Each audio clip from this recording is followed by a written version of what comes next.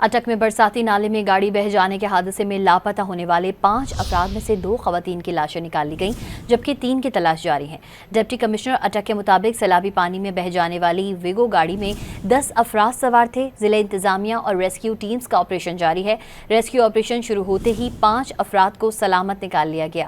ضلع انتظامیہ کے تمام افسران، غوطہ خور، ریسکیو ٹیمز آپریشن میں مصروف ہیں۔ متاثرہ خاندان شادی کی تقریب میں شرکت کے لیے گئے تھے جو سیلابی ریلے میں بہہ گئے۔ ڈپٹی کمشنر اٹک راؤ عاطف نے کہا ہے کہ آپریشن کی نگرانی کے لیے میں خود اور پوری انتظامیہ موقع پر موجود ہیں۔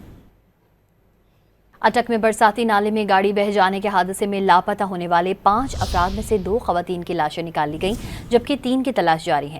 ڈپٹی کمشنر اٹک کے مطابق سیلابی پانی میں بہہ جانے والی ویگو گاڑی میں 10 افراد سوار تھے۔ ضلع انتظامیہ اور ریسکیو ٹیمز کا آپریشن جاری ہے۔ ریسکیو آپریشن شروع ہوتے ہی 5 افراد کو سلامت نکال لیا گیا۔ ضلع انتظامیہ کے تمام افسران، غوطہ خور، ریسکیو ٹیمز آپریشن میں مصروف ہیں۔ متاثرہ خاندان شادی کی تقریب میں شرکت کے لیے گئے تھے جو سیلابی ریلے میں بہہ گئے۔ ڈپٹی کمشنر اٹک راؤ عاطف نے کہا ہے کہ آپریشن کی نگرانی کے لیے میں خود اور پوری انتظامیہ موقع پر موجود ہیں۔